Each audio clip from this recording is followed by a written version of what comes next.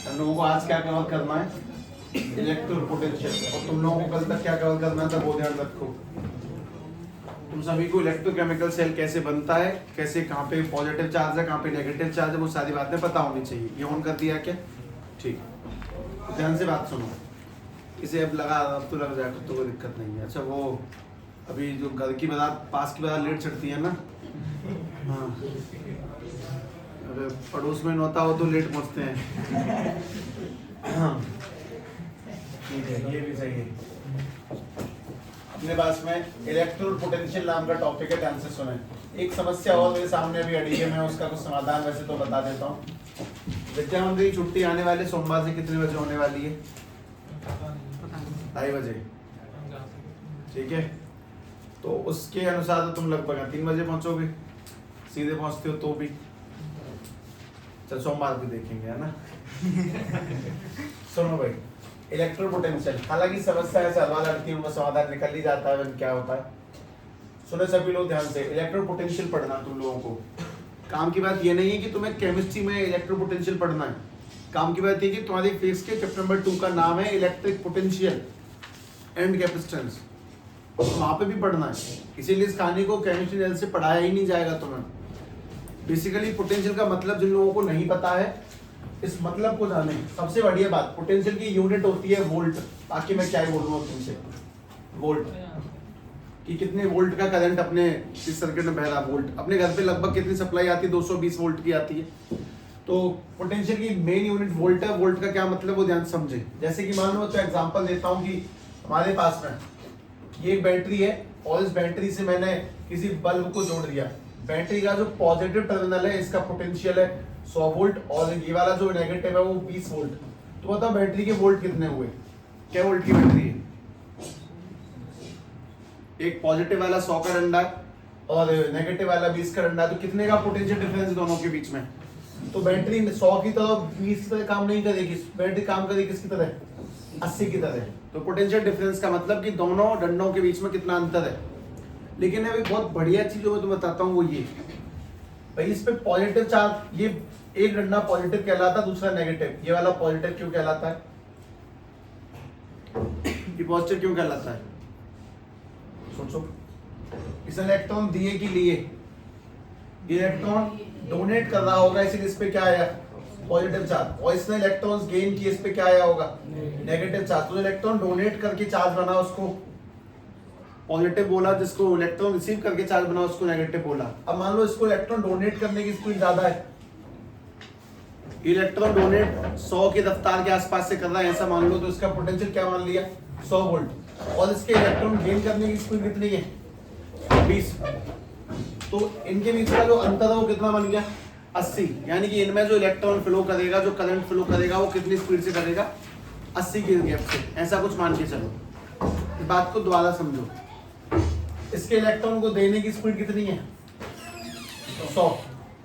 इस पे positive charge आया। इसके इलेक्ट्रॉन को लेने की स्पीड कितनी है? 20 की। इस पे नेगेटिव चार्ज आया। तो इनके बीच में इलेक्ट्रॉन कितनी स्पीड से फ्लो करेगा? इस सर्किट में इलेक्ट्रॉन कितनी स्पीड से फ्लो करेगा? 80 से। इसको बोलते हैं इनके बीच का डिफरेंस। हालांकि कहानी फिजिक्स में बहुत अच्छी खुलती है, चैप्टर का नाम ही इलेक्ट्रिक पोटेंशियल है, लेकिन तुम्हारे साथ ऐसा करना बहुत गलत है कि ये तुम फिजिक्स में पढ़ोगे, यहाँ से भाग जाए और फिर जब वहां पहुंचेंगे तो बोल देंगे तूने केमिस्ट्री पढ़ा होगा। कितना गलत चीज है। हाँ, लगा दो इसे आराम से, ठीक है। तो इलेक्ट्रो पोटेंशियल को पढ़ने से पहले पहली बात ये समझें कि जैसे कि इस डंडे की इलेक्ट्रॉन को छोड़ने की स्पीड कितने की है? 100। तो इसका ऑक्सीडेशन पोटेंशियल, इसका जो ऑक्सीडेशन पोटेंशियल, मतलब नहीं अभी नहीं, रुक जाओ। इस इलेक्ट्रोड का जो पोटेंशियल है, इस इलेक्ट्रोड का जो पोटेंशियल निकल के आएगा वो क्या निकल के आएगा? 100 वोल्ट। मतलब ऐसा मान सकते हो कि ये कुछ ऐसा मान लो कि ये 100 इलेक्ट्रॉन हर सेकंड छोड़ देता है। और इस डंडे की इलेक्ट्रॉन गेन करने की स्पीड कितनी है? इलेक्ट्रॉन पोटेंशियल इसका देखते हैं, इसका इलेक्ट्रॉन पोटेंशियल कितने का है? 20 का। मतलब कि ये हर सेकंड लगभग कितने इलेक्ट्रॉन रिसीव कर लेता है? 20। तो इन दोनों के बीच में कितने का अंतर है? 80 का। तो इनके बीच में बहने वाला जो इलेक्ट्रॉन है वो लगभग 80 की रफ्तार से फ्लो करेगा, ना 100 से ना 20 के, इनके बीच के अंतर से।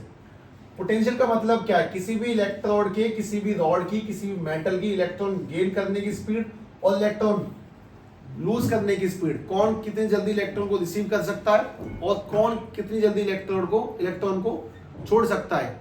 जिसकी रिसीव करने की क्षमता ज्यादा होगी और जिसकी छोड़ने की क्षमता ज्यादा होगी, उससे उतनी अच्छी बैटरी बनती है। हालांकि क्षमता वर्ड को जब इंग्लिश में ट्रांसलेट करोगे तो उसका मतलब भी क्या निकल के आएगा? पोटेंशियल, यानी कि किसमें कितनी क्षमता है। पहली बात ये कि इस वर्ड को ध्यान से देखें, इलेक्ट्रोड पोटेंशियल का मतलब इलेक्ट्रॉन को लूज करने की और इलेक्ट्रॉन को गेन करने की कैपेसिटी किसमें ज्यादा है, कौन जल्दी से इलेक्ट्रॉन को लूज कर सकता है और कौन जल्दी से गेन कर सकता है। इस बात को समझने के लिए एक बहुत छोटा सा एग्जांपल, तुम लोगों ने फ्लोरीन और क्लोरीन के बारे में सुना होगा। फ्लोरीन का नंबर कितना है? 9, क्लोरीन कितना है? 17। इसमें जब बांटेंगे तो 27, इसमें बांटेंगे तो 287। ये भी एक इलेक्ट्रॉन रिसीव कर सकता है, ये भी एक इलेक्ट्रॉन रिसीव करेगा। ज्यादा जल्दी कौन रिसीव करेगा?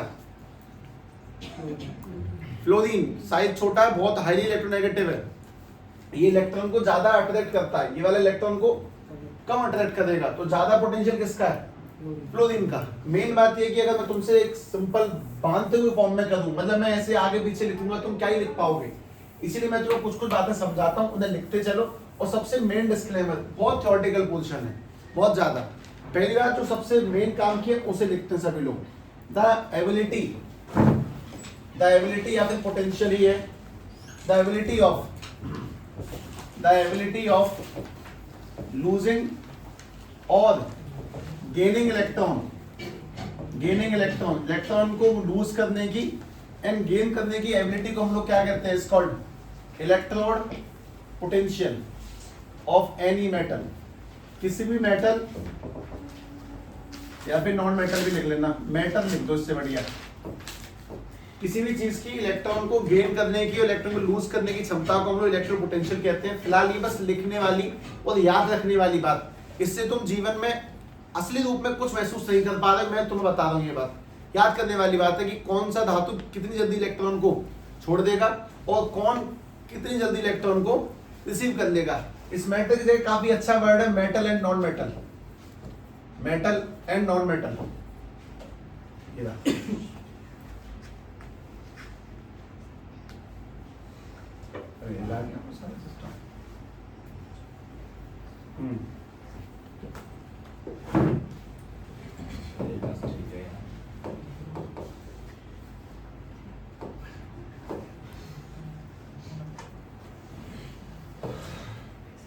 सब रीसेट करो।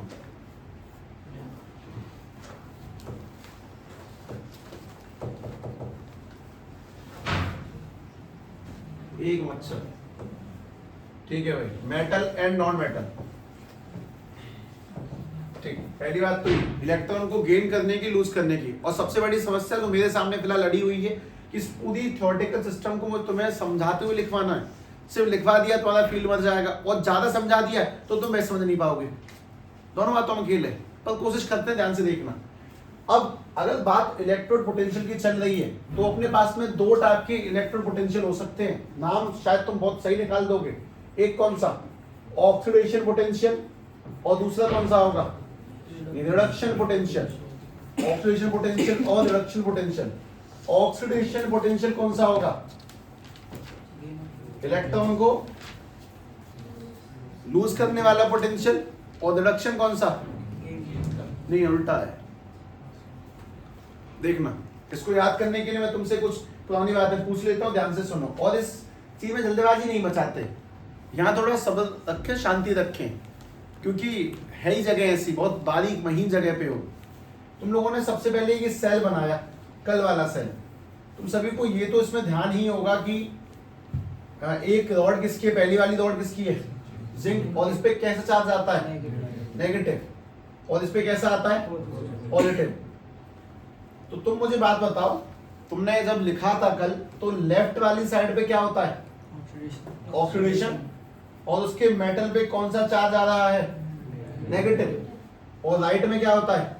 रिडक्शन। और उसके मेटल पे कैसा आ रहा है? पॉजिटिव। इसका मतलब समझो, ये जिंक नाम का जो रॉड है वो इलेक्ट्रॉन को अपने ऊपर चढ़ा लेता है, अपने ऊपर इसने इलेक्ट्रॉन ले लिए, किसी से इलेक्ट्रॉन छीन लिए, मैंने किसी से इलेक्ट्रॉन अपने ऊपर ले लिए, तो मुझ पे क्या आया, मैंने सामने वाले का क्या करवा दिया, पॉजिटिव, यानी कि मैंने सामने वाले का ऑक्सीडेशन करवा दिया।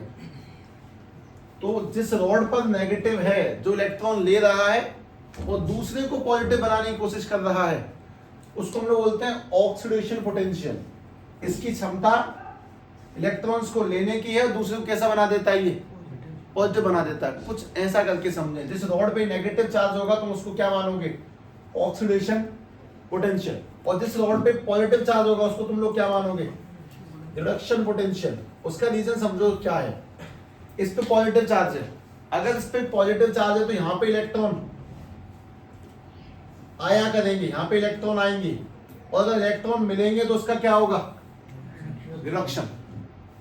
यहाँ पे इलेक्ट्रॉन मिलेंगे तो इसका होगा रिडक्शन, और यहाँ पे इलेक्ट्रॉन पहुंचेंगे तो इसका क्या होगा, यहाँ से निकलेंगे तो इसका क्या होगा, ऑक्सीडेशन। तो मैं बस कुल मिला के वो जो असली बालकों वाली बात है वो ये, जिस रॉड पे नेगेटिव चार्ज होगा वो रॉड कौन सी होगी, वो क्या करवाने वाली रॉड होगी, ऑक्सीडेशन पोटेंशियल। वो अपनी तरफ से क्या छोड़ रही है, इलेक्ट्रॉन छोड़ रही है। इस बात का मतलब ये है कि मेरे पास में ये एक जिंक की रॉड है, ये जिंक की रॉड है, और जिंक किस में टूटता है, Zn+2 और प्लस में 2 इलेक्ट्रॉन, ये अपने ऊपर से 2 लगातार इलेक्ट्रॉन्स को छोड़ रहा है कि यहां से निकल जाओ।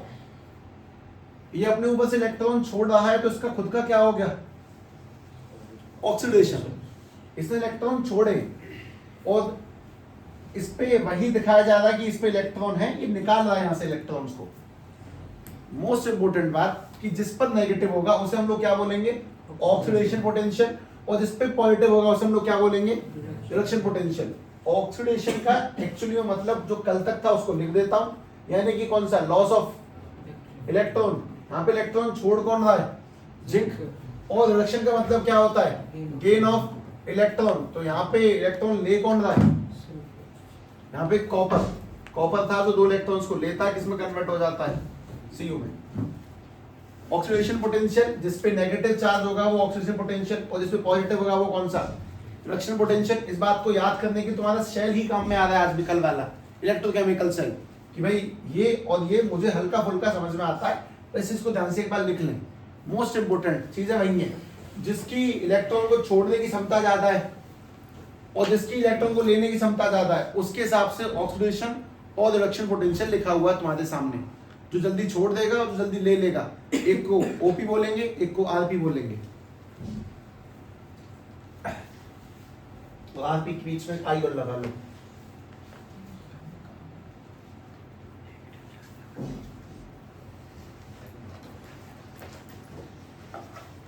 थ्योरेटिकल है, मतलब समस्या है, तुम्हारे चेहरे पर जो शिकन दिखाई देती है और उसके बावजूद भी थोड़ा सा निकलना पड़ता है, क्योंकि ये कोई पूछेगा नहीं तुमसे, कोई नहीं पूछेगा कि तुमने ये पढ़ा, तुम बस इतना बोल देना, कोई पूछे what is electro potential, electrons को लूज करने की और गेन करने की कैपेसिटी, कौन कितना गेन कर सकता है और कौन कितना लूज कर सकता है। ऐसा तो बिल्कुल नहीं है कि किसी भी चीज से तुम लोग इन्फ्रारेड इलेक्ट्रॉन्स निकाल लोगे, किसी पे इन्फ्रारेड दे दोगे। कोई क्षमता तो होगी किसी सामान की कि इससे ज्यादा इलेक्ट्रॉन नहीं ले सकते। जैसे अपने पास में बैटरी है, तो बैटरी की कोई ना कोई कैपेसिटी है कि भाई मैं इतना इलेक्ट्रॉन रिसीव कर सकती हूँ, उससे ज्यादा मेरे अंदर स्टोर नहीं होगा, और वही रिलीज भी कर सकती हूँ, उससे ज्यादा मैं दे नहीं सकती। मोबाइल की बैटरी है, एक फिक्स कैपेसिटी है कि मैं इतना इलेक्ट्रॉन्स गेन कर सकती हूँ, इतनी देर फोन को चला दूंगी, और इतना इलेक्ट्रॉन्स रिलीज कर सकती हूँ। उस क्षमता को कि कितना स्टोर कर सकते हैं, कितना रिलीज कर सकते हैं, उसी को हम लोग क्या बोलते हैं, इलेक्ट्रोड पोटेंशियल। बेसिकल बात, ठीक है। एक जगह पे जहाँ पे हम लेंगे उसको हम ओपी बोल देंगे, जहाँ पे छोड़ देंगे वो आरपी बोल देंगे, ऐसा कुछ लिखा हुआ है, जो भी है तो अपने आप सेट कर लेना उस चीज को। पर ये खेल खत्म नहीं होता दरअसल अभी भी। इस खेल में बहुत सारे प्यादे हैं। पहली बात तो बेसिक अंडरस्टैंडिंग, दूसरा उसके 2 टाइप, जिसपे नेगेटिव वो ओपी और जिसपे पॉजिटिव वो आरपी है। थोड़ा उल्टा लिखा हुआ है पर कोई बात नहीं, सही है, इसे ध्यान रखना ही। नेगेटिव का मतलब ये नहीं है कि इस पे नेगेटिव है, नेगेटिव का मतलब ये कि नेगेटिव जा रहा है, और पॉजिटिव मतलब नेगेटिव आ रहा है। वो थोड़ी समझने वाली चीज है, लेकिन कहीं ना कहीं डायग्राम परेशान करता है, इसलिए मैंने तुम्हें साफ बोल दिया। ऑक्सीडेशन में नेगेटिव चार्ज दिखाई देगा डंडों पे और पॉजिटिव दिखाई देगा डंडों के ऊपर। अब ध्यान से सुने सी पॉइंट, इलेक्ट्रोड पोटेंशियल के बाद में अगला पॉइंट है सी, और सी पॉइंट का नाम भी सी है, SHE शी। इसका एक और नाम है NHE। इसको नाम पढ़ने की कोशिश करें, ये नहीं पढ़ पाओगे तुम, है ना। सी नी ऐसा नहीं, SHE सी पॉइंट। और जो S है उसका मतलब ध्यान से फुल फॉर्म लिखे उसकी पूरी। S माने स्टैंडर्ड, अच्छा एक मिनट रुक जाओ, हाइड्रोजन अभी रुक जाओ, लिख लो चाहिए, standard hydrogen electrode, standard hydrogen electrode. और NHE का मतलब normal hydrogen electrode, normal hydrogen electrode. ध्यान से इस बात को कुछ ऐसे समझें कि तुम्हें क्यों बताया जा रहा है। हम लोग जब भी सेल बनाएंगे तो उसमें सबसे पहला काम ये होगा कि जिंक की रोल लें, कॉपर की, प्लेटिनम की लेंगे, सिल्वर की, गोल्ड की लेंगे, किसकी। तो उसमें हमें ये देखना है कि किसकी क्षमता है इलेक्ट्रॉन को छोड़ने की और लेने की ज्यादा है, उसके हिसाब से दो डंडे लिए जाएंगे। ऐसे बिल्कुल नहीं लिए जाएंगे जो इलेक्ट्रॉन छोड़ना ही नहीं चाह रहे हैं और जो इलेक्ट्रॉन लेना ही नहीं चाह रहे हैं। कैसे सेल काम करेंगे क्या, हम अपनी क्षमता के हिसाब से सेल बनाएंगे। मान लो मुझे जलाना तो वो छोटा सा बल्ब LED जो बच्चों के जूतों में लगता है, कुछ कुछ की आवाज आने में चलता है जो, और मैंने उसमें सेल दे दिया बहुत भयानक सा, वो फट जाएगा। तो जहां मुझे कम करंट चाहिए तो मैं वहां पे कमजोर वाले इलेक्ट्रोड लूंगा, जहां मुझे ज्यादा करंट चाहिए वहां पे ज्यादा वाले लेंगे। तो इसके लिए मुझे वो पोटेंशियल पता होना चाहिए किसकी क्षमता कितनी ज्यादा है। तो सामने टेबल भी रखी जाएगी, उसको ध्यान से देखना। पहले इसको पढ़ते हैं, और इसको पढ़ने से पहले एक काम का वर्ड आएगा साइड में, उसे ध्यान से लगा लो। इसको पढ़ने से पहले एक काम का वर्ड, उस काम के वर्ड का नाम है SEP, यानी कि standard electrode potential, standard electrode potential. तुम लोग मुझे एक छोटे सवाल का जवाब देना, पुरुष और पुरुषोत्तम में क्या फर्क है।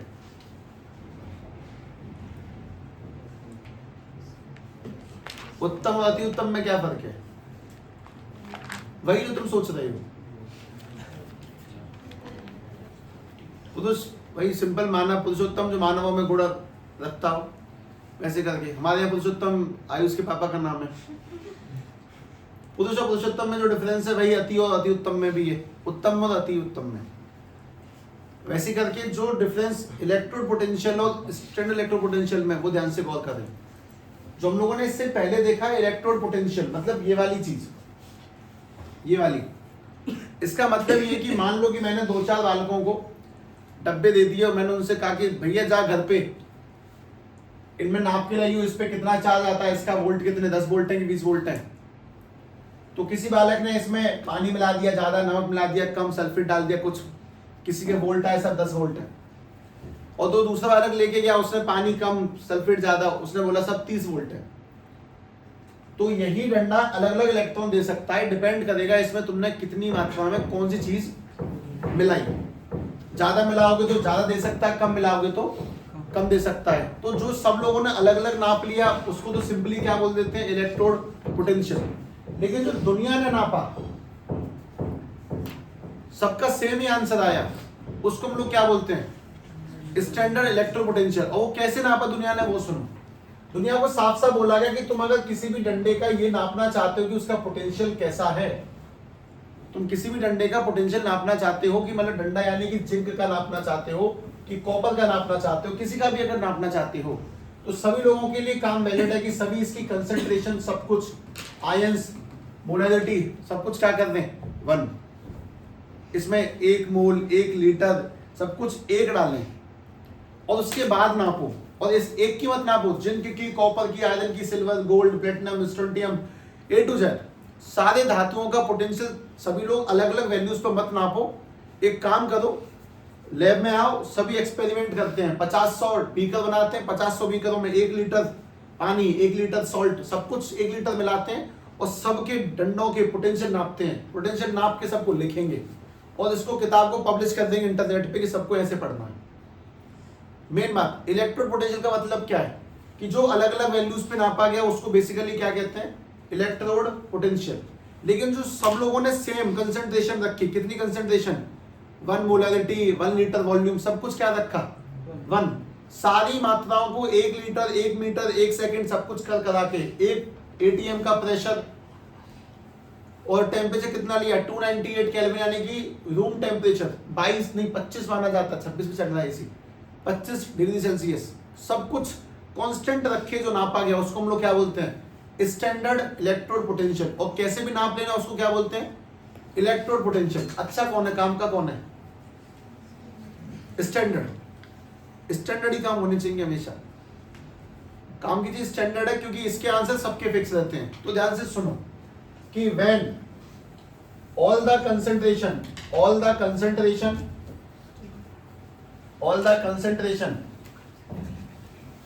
temperature pressure are set to unity का मतलब समझ में आता है एक, मतलब सारे कंसंट्रेशन सारे मात्रक जो भी कुछ हो सकते थे उनको कितना कर लिया एक किया। And that potential of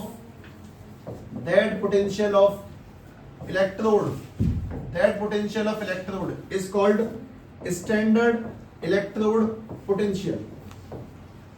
उस पोटेंशियल को स्टैंडर्ड पोटेंशियल बोला गया। बेसिकली पोटेंशियल का मतलब क्या था, लूज और गेन ऑफ इलेक्ट्रॉन, इलेक्ट्रॉन को लेना और इलेक्ट्रॉन को छोड़ना। वो अगर कोई भी उबड़ खाबड़ कैसे भी नापता है तो अपनी अपनी वैल्यूज बताएगा मुझे, सीधी सीधी बात ये है। लेकिन जब दुनिया ने इसको नापा तो दुनिया ने सारे कंसंट्रेशन सारी चीजें सारी मात्राएं कितनी सेट करनी 1, और 1 पे सेट करने के बाद में निकले हुए आंसर को हम लोगों ने क्या नाम दिया स्टैंडर्ड। और ये किताब में प्रिंटेड है, हम उस प्रिंटेड चीज को ध्यान से देखेंगे। हाँ।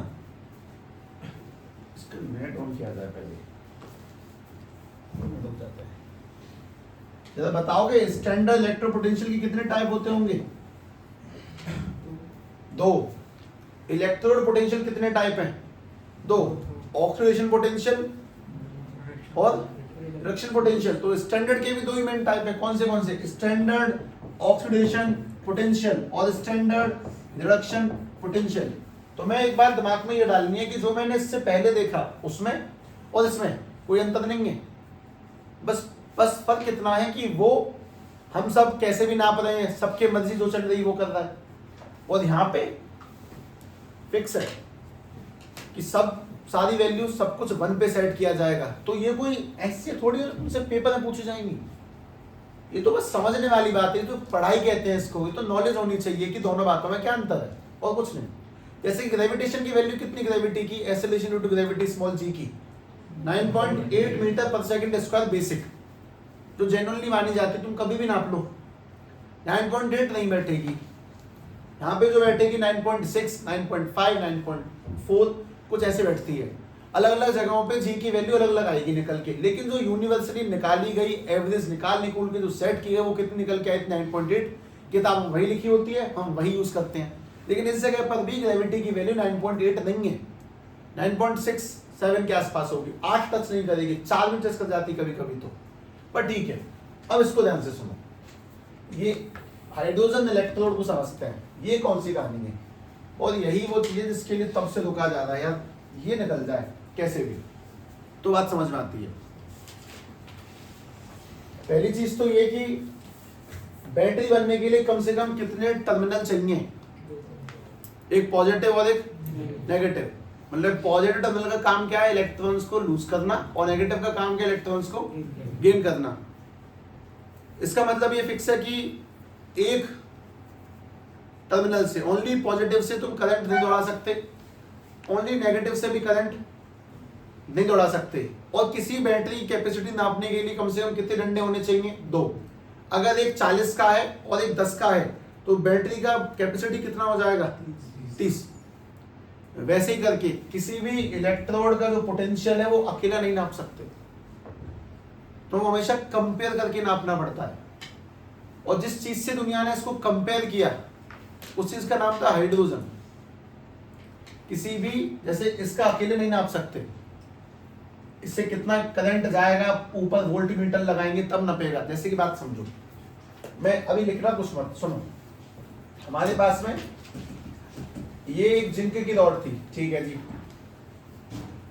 और जिंक की रॉड के साथ में मैंने मान लो फिलहाल बस गलत लिख रहा हूं पर ठीक है चलो, यहाँ पे हाइड्रोजन रख दिया। हाइड्रोजन हाइड्रोजन तो गैस होती है, इसे डंडा क्यों बना दिया तो बाद में देख लेंगे। फिर मैंने इसमें करंट को सप्लाई किया, करंट की सप्लाई की, यहाँ पे मैंने लगा दिया वोल्ट मीटर। तो मैंने इस जगह पे नापा कि भाई यहाँ पे जो वोल्ट दिख रहे हैं वो मान लेता हूं 2 वोल्ट है। तो हाइड्रोजन के हिसाब से जिंक कितने वोल्ट शो कर रहा है? 2 वोल्ट। हाइड्रोजन के हिसाब से नापा तो 2 वोल्ट हो गए। तो हम लोग लिखेंगे, जब टेबल में लिखेंगे तो ऐसे लिख देंगे सब जिंक का जो 2 प्लस और 2 इलेक्ट्रॉन निकल के आते हैं वो कितने वोल्ट देते हैं? 2 वोल्ट देते हैं। क्या तुम इस काम को अकेले कर सकते हो? अब बताओ जिंक कितने वोल्ट है? ये काम अकेले पॉसिबल क्यों नहीं है? क्योंकि अगर वो डब्बा अकेले होगा तो फिर करंट फ्लो करेगा ही नहीं। अगर करंट फ्लो ही नहीं करेगा तो तुम वोल्ट मीटर लगा के नापोगे क्या? तुम्हें किसी डंडे का वोल्ट नापने के लिए कम से कम एक डंडा और चाहिए, और जो एक डंडा लिया सब लोगों ने वो कौन लिया? हाइड्रोजन लिया।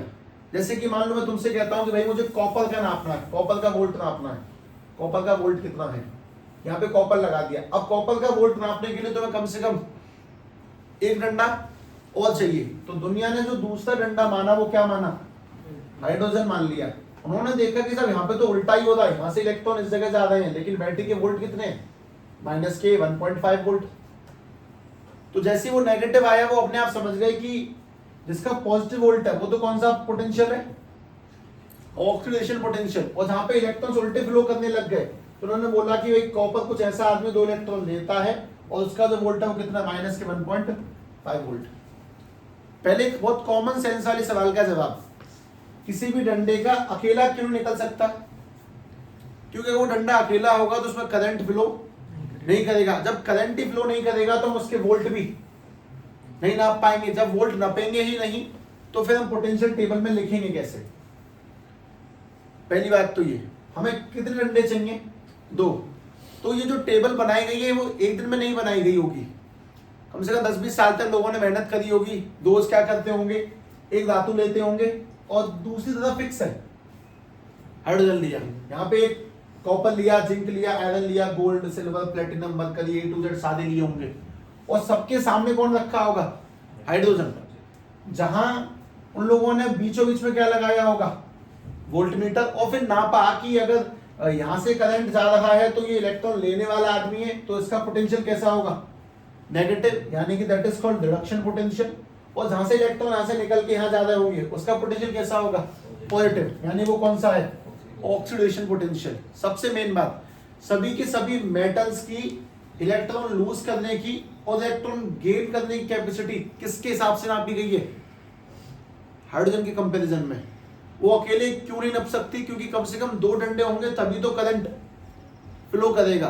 तो दूसरा डंडा क्या माना गया है? हाइड्रोजन। और इसीलिए उसका नाम रखा गया नॉर्मल हाइड्रोजन। हाइड्रोजन को नॉर्मली यूज करेंगे ही करेंगे। सभी धातुओं को, ऐसा नहीं है कि जिंक के हिसाब से कॉपर नाप लिया, नहीं, सारे के सारे एलिमेंटों को किसके कंपेरिजन नापा गया है? हाइड्रोजन कंपेरिजन में। और जब उसके कंपेयर में नापा है तो खुद हाइड्रोजन की कैपेसिटी है, इसका वोल्ट क्या माना गया है? 0। जो यहां दिखाया -1.5 तो सीधे -1.5। ये बात तुम्हारे दिमाग में बहुत अच्छे से अब जाएगी, देखना। इससे नेट कनेक्ट है या नहीं मुझे ये नहीं पता। देखो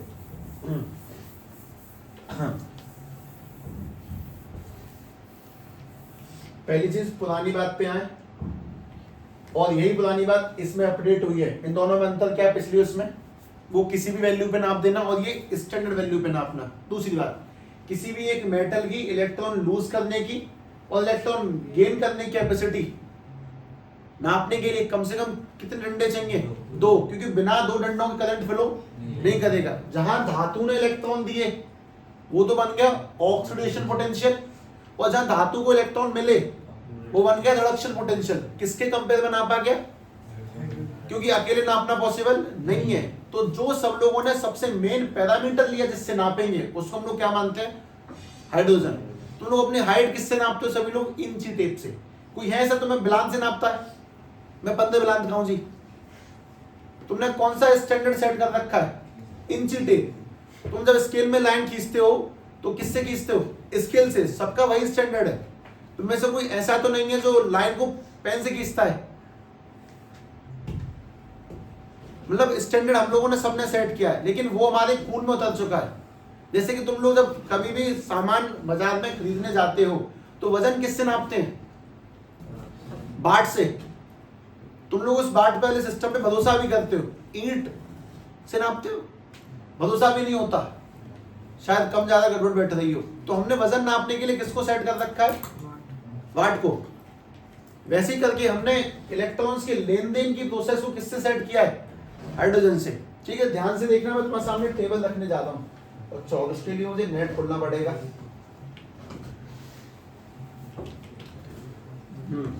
सुने, ऑब्वियसली कनेक्ट नहीं होगा, मुझे पूरी पूरी उम्मीद है इससे। ये कनेक्ट होता नहीं है।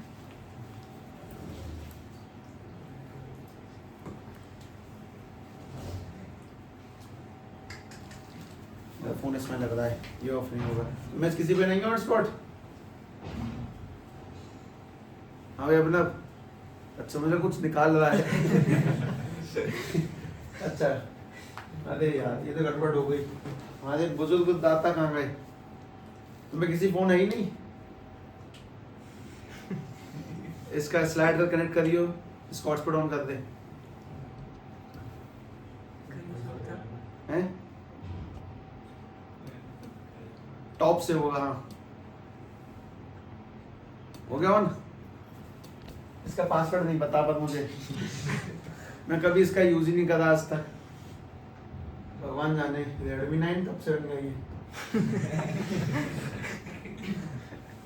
ध्यान दे दूंगा। अरे बस सुबह ही सेट कर रहा था, ये ध्यान नहीं रही, और डाउनलोड करके रखना चाहिए था पहले से।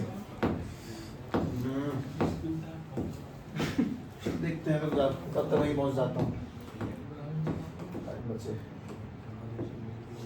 हाँ भाई, मैं इसको लिखने जा रहा हूँ। पहली बात तो मैं वो बात सेट होती है, अगर किसी ने इलेक्ट्रॉन दिए, मतलब मैं एक दो डायग्राम बना देता हूँ, तुम्हारा दिमाग उन बातों को हॉल करके एक्सेप्ट करेगा। पर असली बात ये कि ये कंप्लीट थ्योरी है। हमारे पास में यहाँ पे एक धातु रखा और यहाँ पे कौन सी दौड़ है? ये वाली हाइड्रोजन की। फिर जब यहाँ से यहाँ पे करंट जाएगा तो बीच में क्या लगा देंगे?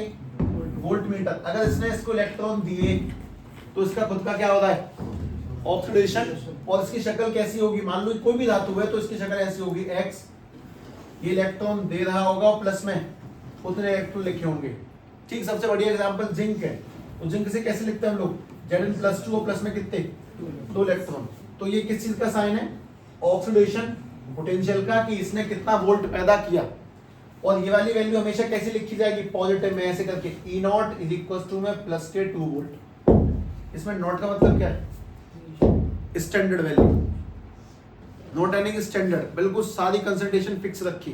और जो मैंने तुम्हें घर से नापने को दे दिया, तुम लोग आंसर ले, उससे कैसे लिखेंगे? 1.2 वोल्ट। अच्छा, दोबारा से दूसरा केस सुने ध्यान से। अगर इसी कहानी को कुछ ऐसे करके रिप्रेजेंट किया जाए कि अपने पास में ये एक बीकर है और इस बीकर के अंदर मैंने यहाँ पे लगा दिया हाइड्रोजन और यहाँ पे कोई दूसरा डंडा लगा दिया, लेकिन इस बार उल्टा हो गया। यहाँ से इलेक्ट्रॉन यहाँ जाने चले गए, यहाँ चले गए इलेक्ट्रॉन्स। तो इस जगह पे क्या हुआ? इसका रिडक्शन। अगर इलेक्ट्रॉन ले रहा है तो रिडक्शन हुआ। इसको कैसे लिखेंगे? x प्लस एम ई, और उस पर कितना चार्ज आ जाएगा? x माइनस के एम। सबसे सही एग्जांपल, जैसे अपने पास में कौन है? कॉपर। इस पे पॉजिटिव 2 चार्ज था, इसको 2 इलेक्ट्रॉन मिले तो किस में कन्वर्ट हो गया? ये 0 में। और इस वक्त लिखे हुए पोटेंशियल को हम लोग कैसे लिखते होंगे? माइनस के 1.5 वोल्ट, यानी नेगेटिव लिखा जाएगा, वो वाला पोटेंशियल पॉजिटिव लिखा जाएगा। कुल मिला के सभी रॉड्स की जो इलेक्ट्रॉन लेने की और इलेक्ट्रॉन देने की कैपेसिटी है वो किसके कंपेयर में नापी गई? हाइड्रोजन कंपेयर में। और इलेक्ट्रॉन लेने देने की कैपेसिटी को ही हम लोग क्या बोलते हैं? Electrode potential. और जब सारी वैल्यूज को 1 पे कर लेते हैं तो उसको क्या बोलते हैं? Standard electron potential. बातों को सेट कर दिमाग के अंदर। लेने देने की कैपेसिटी को क्या बोलते हैं? Electrode potential. और सारी वैल्यू किसके कंपेयर में नापी जाती है? हाइड्रोजन कंपैरिजन में। जब सभी वैल्यूज को 1 पे सेट कर देते हैं तब उसको क्या बोलते हैं? Standard potential, SEP, standard electrode potential.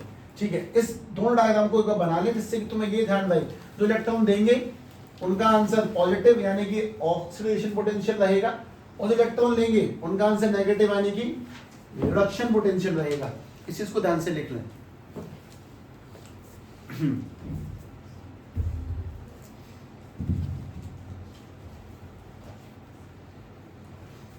आते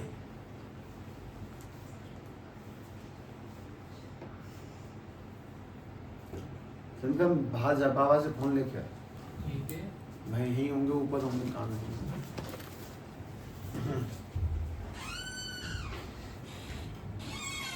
कोई एक बेसिक सवाल पूछ बैठे तो उसका 2 शब्दों में जवाब रखना। What is electrode potential? Capacity of electron gain और लूज।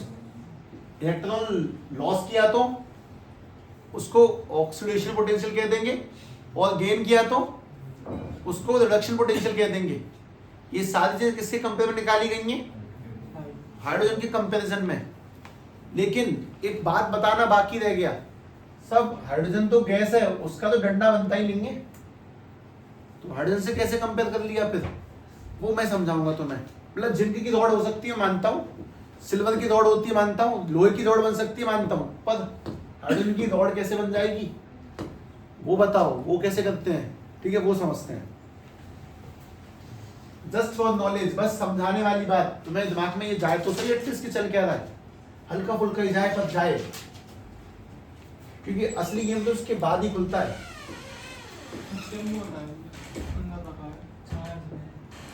अंदर से डालना, ताला लगा है यहाँ पे। शिव का ले ये फोन ले अंदर से, कहीं देख ले मिल जाएगा, 2-3 बोर्ड रखे हैं, ढूंढ ले कहीं से। ये भी लग रहा है सब, इसको कहते हैं किस्मत। कोई बात नहीं, आवश्यकता नहीं है मुझे वैसे, ठीक है, मैं इसे हटाऊंगा, रुक जाओ। हाँ भाई ध्यान से देखें, पहली बात मैं कुछ काम की बातें लिखने जा रहा हूं। देखो हाइड्रोजन, नहीं पहले ये सुने, it is not possible to measure electrode potential of metal absolutely, यानी कि अकेले, अलोन, ठीक है, किसी का अकेले नहीं निकाल सकते इलेक्ट्रोड पोटेंशियल। वो हमेशा कैसे निकलेगा? दूसरे के कंपैरिजन में। तो उसके लिए वर्ड यूज होता है it can found only as a relative value. उसको रिलेटिव वैल्यू की फॉर्म में, मतलब किसी से रिलेट करके ही फाइंड कर सकते हैं। तो लोगों ने उस रिलेटिव टर्म में क्या यूज किया? ठीक है, so hydrogen is set, hydrogen electrode is set as a fundamental, कुछ शुद्ध हिंदी में लिखते हैं बिना केमिस्ट्री वाली में। हाइड्रोजन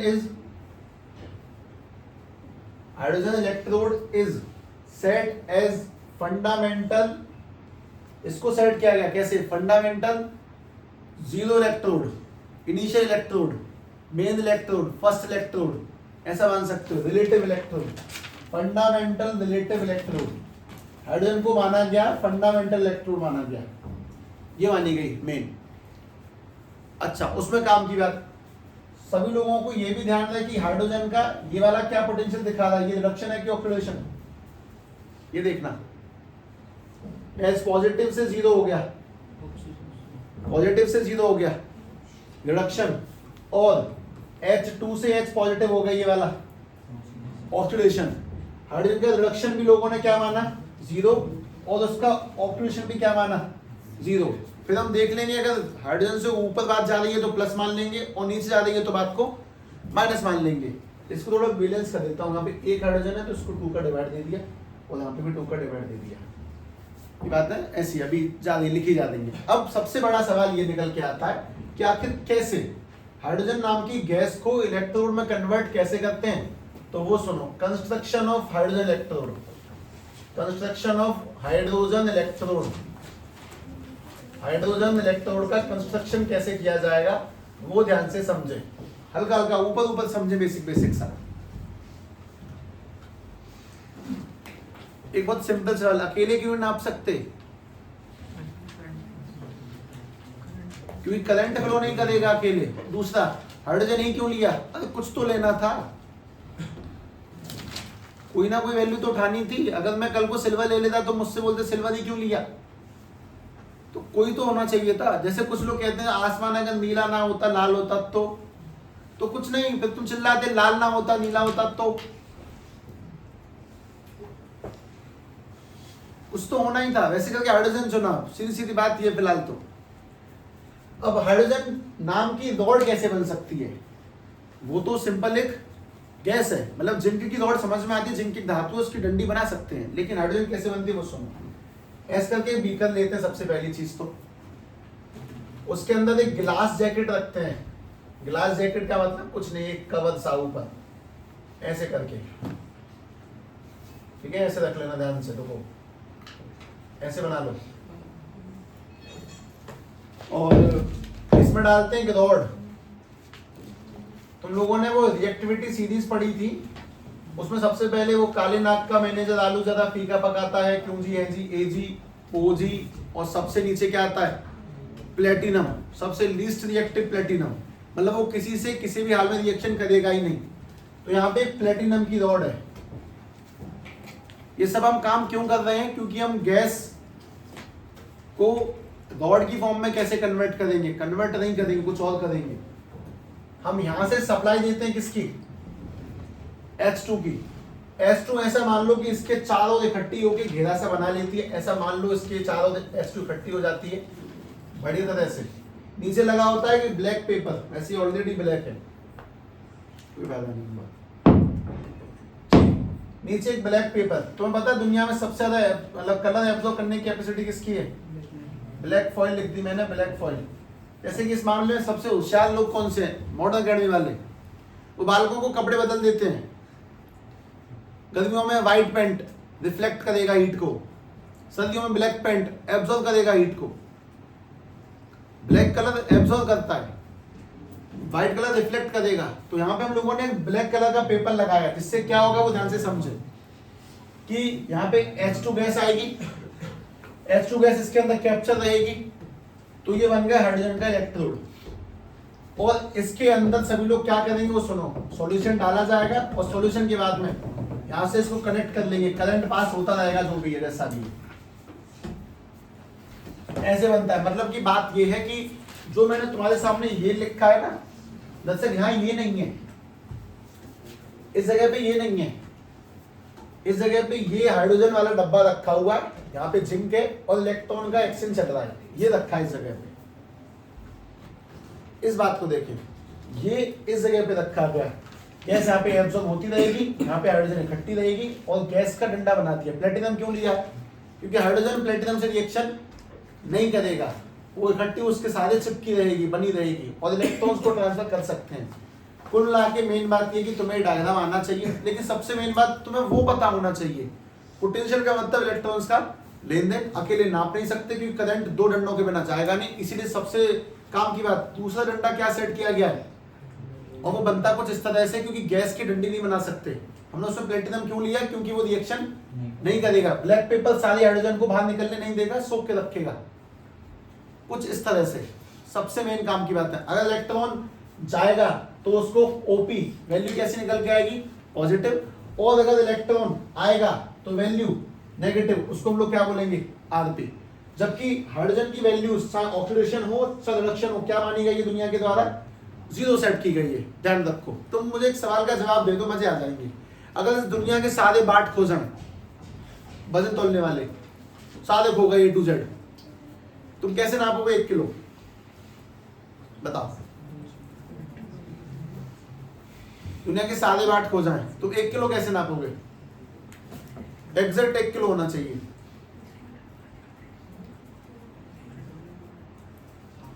है कोई तरीका तुम्हारे पास? मेरे पास है, तुम मेरे पास आना।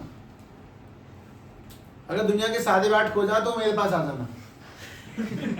मैं उसको एक ईंट लूंगा, हल्का सा छांटूंगा, 1 किलो हो गई, ले जा। सीधी बात है, सब मैं नहीं मानता, तोल ले। क्या पता पड़ रही है,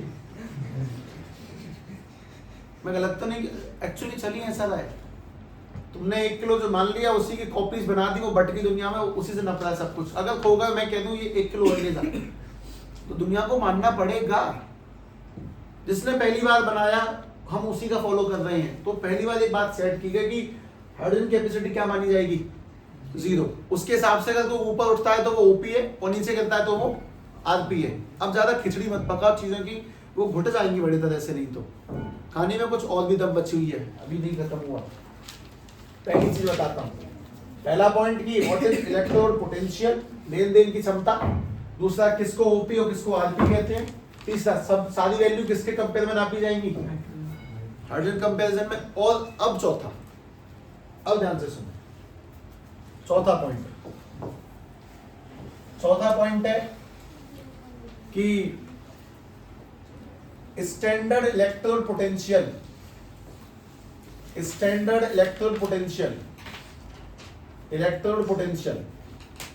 मतलब इलेक्ट्रॉन को लेन देन की क्षमता। इसके 2 टाइप होते हैं। मैं कह रहा हूं कि बैटरी 2 टाइप से मिलकर बनती है, ध्यान से ये सुनो। बैटरी 2 चीजों से मिलकर बनती है, एक उस चीज से जो इलेक्ट्रॉन लूज करता है यानी पॉजिटिव से, और एक किससे जो इलेक्ट्रॉन गेन करता है उस चीज से। तो अगर मुझे बैटरी के वोल्ट नापने, जिसको हम लोग कहते हैं शॉर्ट में ईएमएफ यानी कि इलेक्ट्रोमोटिव फोर्स, इसका मतलब वोल्ट। बैटरी कितने वोल्ट की है, क्योंकि बैटरी छोटी होती है इसलिए उसके लिए शब्द यूज किया जाता है EMF, electron motive force, electron को मूव करने वाली फोर्स। ये 2 चीजों से मिलकर बनी होती है। किस किस से, एक तो ऑक्सीडेशन पोटेंशियल से, और दूसरी किससे, रिडक्शन पोटेंशियल से। एक तो ये मिलकर बनी होती है E of oxidation potential plus में E ऑफ रिडक्शन पोटेंशियल। 2 चीजों से मिलकर बनती बैटरी की क्षमता, पॉजिटिव वाले टर्मिनल से और नेगेटिव वाले टर्मिनल से। और EMF को मैं सिंपल अब E से ही रिप्रेजेंट करूंगा, ध्यान रखना। ऑक्सीडेशन पोटेंशियल का मतलब इलेक्ट्रॉन को लूज किया, और रिडक्शन पोटेंशियल मतलब इलेक्ट्रॉन को गेन किया। तो मैं एक छोटी सी बात का जवाब बस ये देना है कि ऑक्सीडेशन पोटेंशियल किस साइड होता है, लेफ्ट, और रिडक्शन कहां पे होता है, राइट में। वो तुम्हें ध्यान से ये वाली बात और सुने कि अगर किसी बैटरी का ऑक्सीडेशन पोटेंशियल है प्लस के 2 वोल्ट, किसी भी डंडे का इलेक्ट्रॉन को लूज करने की क्षमता प्लस के 2 वोल्ट है, तो उसके इलेक्ट्रॉन को गेन करने की क्षमता क्या होगी, माइनस के 2 वोल्ट, नेगेटिव में उल्टा। अगर वो इलेक्ट्रॉन 2 की स्पीड से छोड़ता है तो -2 की स्पीड से गेन करेगा। मतलब मैं ये कह रहा हूं कि ऑक्सीडेशन पोटेंशियल की वैल्यू हमेशा नेगेटिव ऑफ आरपी होती है। इस चीज में किसी को आपत्ति नहीं होनी चाहिए। पहली चीज तो इलेक्ट्रॉन गेन करने की क्षमता है, इलेक्ट्रॉन लेने की क्षमता की नेगेटिव होगी, उल्टी होगी। एक चीज तो ये। दूसरी काम की बात वो भी सुने ध्यान से। दूसरी काम की बात कि आयुपैक यानी कि केमिस्ट्री की वो ब्रांच जिसने तुम्हें 1 किलो का वाट दिया, तुमने मान लिया, तो उस पर उंगली नहीं उठा सकते। तो इनके अकॉर्डिंग हम इलेक्ट्रोड रिडक्शन पोटेंशियल को ही उसका मेन पोटेंशियल मानते हैं। उसका मेन पोटेंशियल, उसका रिडक्शन पोटेंशियल ही माना जाएगा।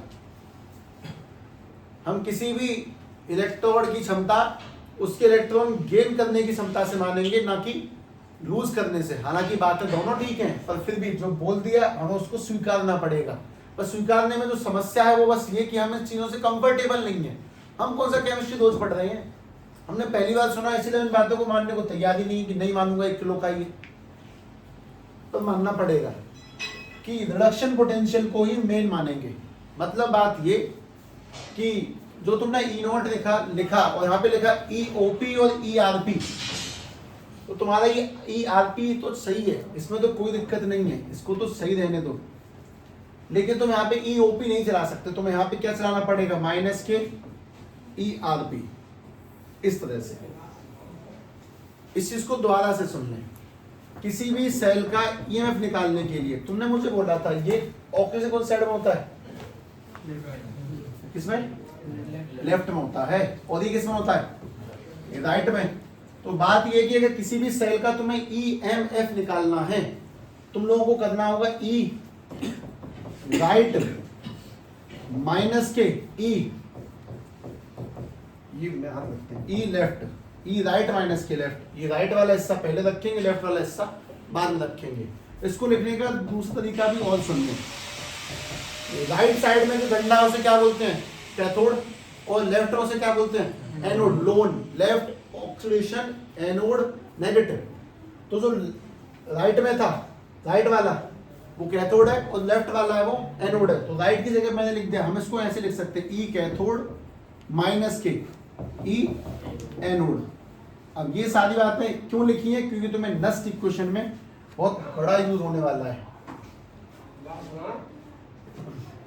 एक और लिख लेना है, फिलहाल तो यही ठीक है, चलो कोई बात नहीं।